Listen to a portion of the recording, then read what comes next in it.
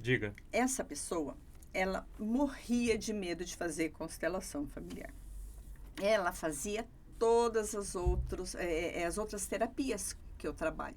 Fazia o reiki, fazia a mesa radiônica, tudo que eu falava para ela, mas ela é uma pessoa aberta. Mas ela tinha medo de fazer constelação familiar. Ela tinha muito, muito medo. Aí um dia a gente tinha marcado para fazer a mesa radiônica dela. Ela veio, a gente fez uma introdução, né? Um preparo muito legal. Ela falou assim: posso mudar? Posso hoje fazer a constelação? Eu falei: pode. Nossa, que legal, né? Ela se abriu. Eric, essa constelação foi ótima, foi maravilhosa, foi fortíssima, mas sabe o que é o mais legal? O quê? Que quando acabou, a mudança que essa pessoa teve na vida dela foi extraordinária. A mudança foi muito clara, foi outra, ela ficou leve, ela foi atrás de cursos, ela começou a cuidar dela. Entendeu? E isso foi muito legal. Então, isso para mim é uma coisa que É gratificante, né? E entra nessa curiosidade, porque eu faço tudo, menos constelação. Mas só que quando fez a constelação, foi o maior movimento dela. Muito interessante. Foi o maior movimento. Foi o que fez a mudança na vida dela. E ele perguntou no dia a dia, como é que você... Constelação no dia a dia, existe? Não, no dia a dia não. Dia a Fala dia assim, não, né? não. O que a gente pode fazer, assim, são esses exercícios sistêmicos, esse do sim e não, que são as âncoras. Isso você pode fazer no dia a dia. Entendi. A próxima aqui é do Fernando Godoy de Valinhos. Queria até abrir um parênteses aqui. O Fernando ele tem um episódio aqui no canal e ele contou a história de vida dele e que tem muito a ver com constelação familiar, porque ele tinha um problema com o pai e tal. Então, para quem está em casa, seria muito interessante assistir, até porque vai se casar com a nossa conversa. Ele perguntou o seguinte: sempre tive vontade, olha só, mas tenho um pouco de receio. O que a constelação familiar pode nos trazer ou nos mostrar? Eu acho que você passou bastante aí já, que você acabou de falar. Né? Acho que está respondido, talvez, a pergunta dele. Olha, eu vou falar assim pro Sérgio. Sérgio. Fernando. Fernando, desculpa. Fernando Godoy, isso. É tão soberano o campo que só vai mostrar o que tem que ser mostrado. Ele não precisa ter receio, então. Nenhum. Não vai ser nada de sobrenatural. Esse misticismo não precisa ter com a constelação. A constelação só vai mostrar para ele o que ele precisa naquele momento. Porque tudo é soberano, tem respeito. E não vai ser invadido nada que não é para ele saber.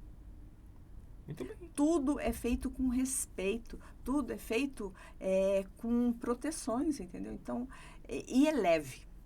Então, não tem como ele achar que vai ser pesado, nada. E muito ao contrário. Se ele já tem até esse receio, quem sabe não acontece que nem aconteceu com aquela outra pessoa. E eu faço tudo, menos constelação. E no fim, a constelação foi uma grande revelação na vida dela. Com certeza. Aí, Fernando, pode ficar tranquilo. Não precisa ter receio, não. Carmen Sartori, vamos lá, uma pergunta um pouquinho mais esticada aqui, um pouco maior. A Carmen Sartori de Campinas, ela disse o seguinte, ó. Ela fez uma consideração aqui, ó. Ela provavelmente deve entender um pouco do assunto, ó. Você percebe a simplicidade que a constelação familiar expõe às emoções e dores mal resolvidas, com infinitas possibilidades de modificar o futuro com uma vivência do passado no presente. Dando a oportunidade que registros celulares não tenham medo de se expor. Empurrar para fora memórias celulares do passado vivenciadas no presente. No aqui e agora, é olhar para isso e perceber o que está por trás disso? O que é isso? E aí? O que dá pra gente falar sobre isso? Olha, ela explicou bem, ela falou bem. Realmente, a constelação é isso, porque ela é simples. Ela não tem nada. Tudo funciona com simplicidade e beleza, leveza, sabe? E eu acho legal que ela fala de memória celular. Eu gostaria, Eric, de abrir um parêntese e até falar. E isso acontece muito.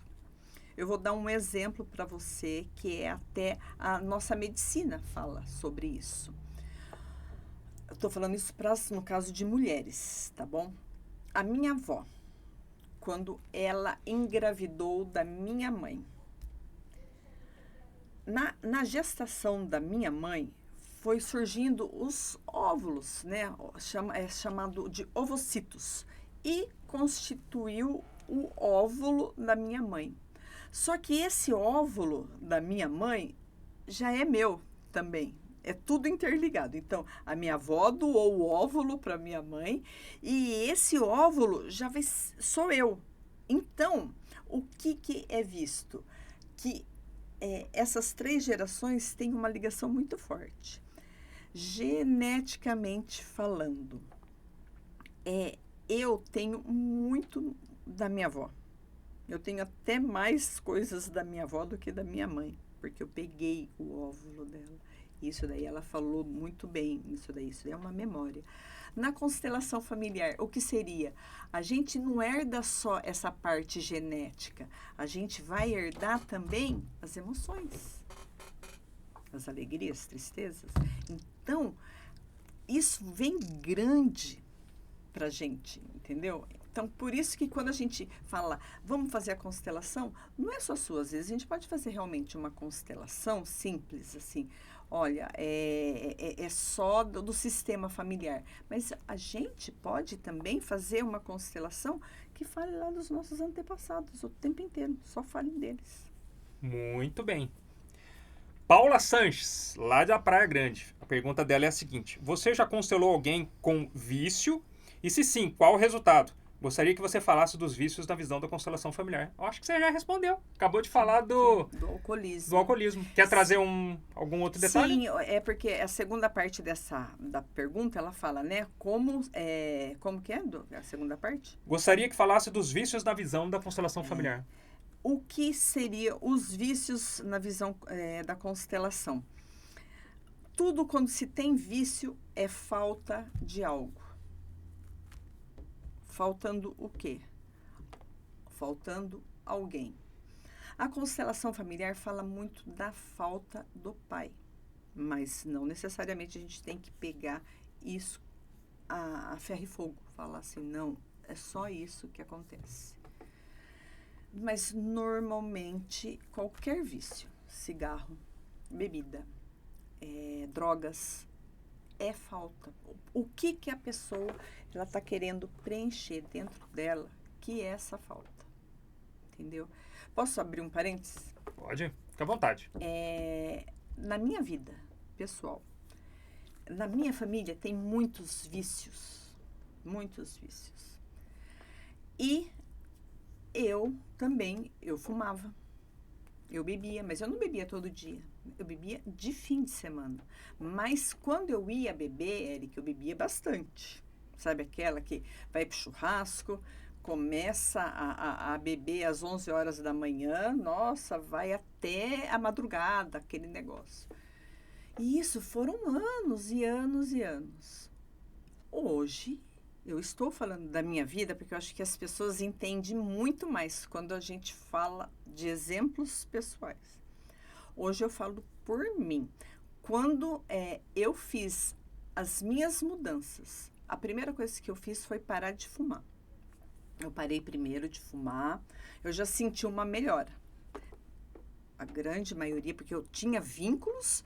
Sim, o meu pai era falecido, eu tinha realmente essa falta dentro de mim, né? Aquela ausência que eu sentia, mas eu também tinha aqui atrás de mim uma ligação muito forte com todo o meu sistema familiar, com todos os meus antepassados. Então, isso é uma coisa repetitiva que vem na minha família. Quando eu paro de fumar e depois eu paro de beber, a minha vida mudou completamente. Aí eu comecei a fazer todos os estudos.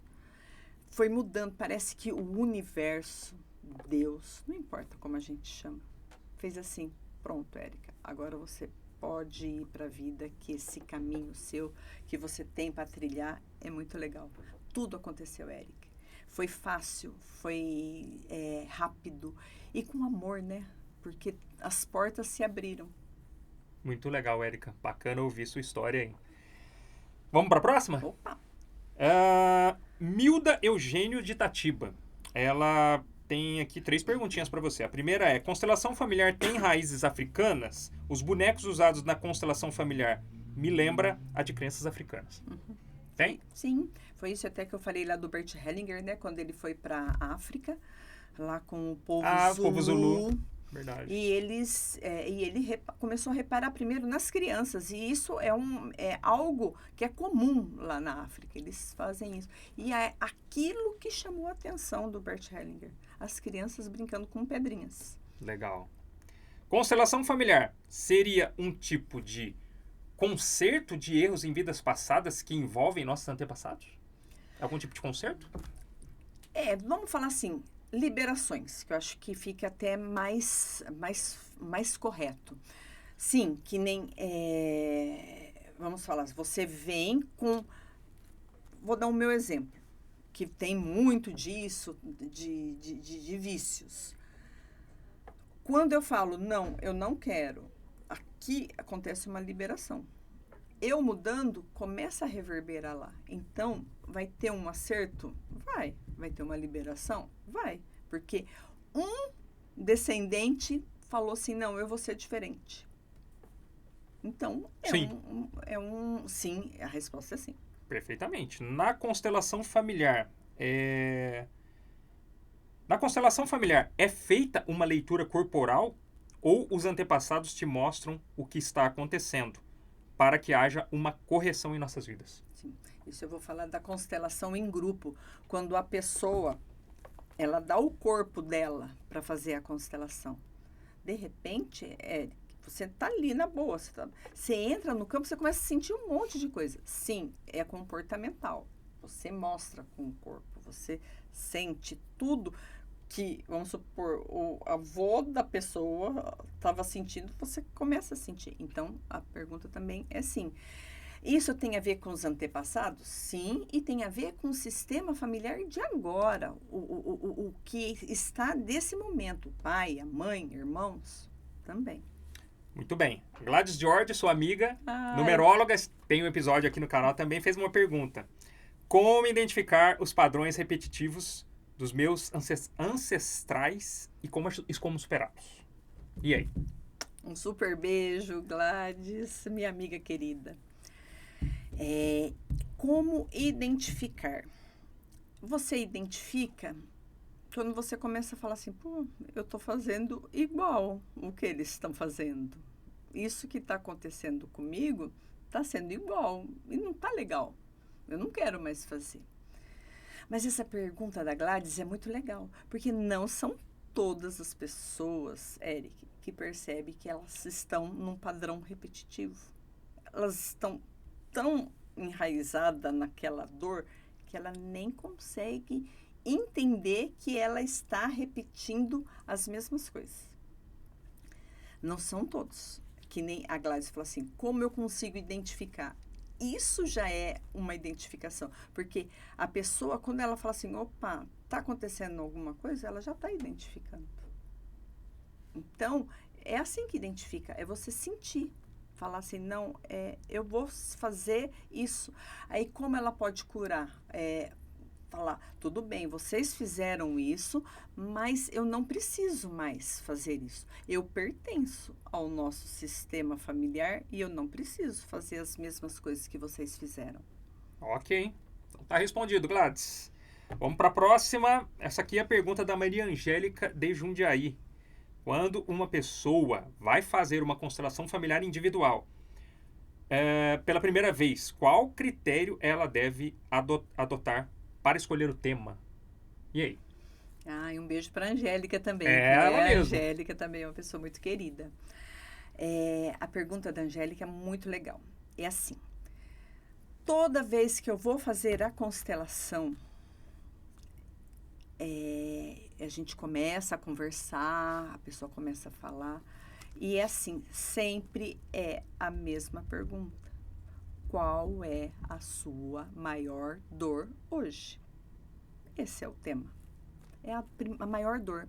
Quando a gente fez a sua constelação, eu fiz essa pergunta para você. Fez. Essa é a base de qualquer, porque a sua dor de hoje não é a mesma dor de 1 mês atrás, 2 meses atrás. É a dor do momento. Do momento, faz sentido. É isso mesmo. Kelly Albino de Campinas tem uma pergunta aqui, ó. Como que a constelação familiar pode influenciar o comportamento e as relações dentro de uma família? Em tudo, né? Se for algo que está vindo num padrão repetitivo de muitas dores, vai interferir com dores, brigas, discussões. Eu preciso fazer algo diferente e isso acontece muito. Às vezes, um avô que foi muito rígido lá no passado passou isso para o pai passa para o filho, e aquilo vai passando, é repetitivo. Isso é o que foi falado. Fica doentio. Muito bem. Heloísa Oliveira de Campinas. 3 perguntinhas ela fez. A constelação está diretamente ligada à energia das pessoas ou é algo mais espiritual?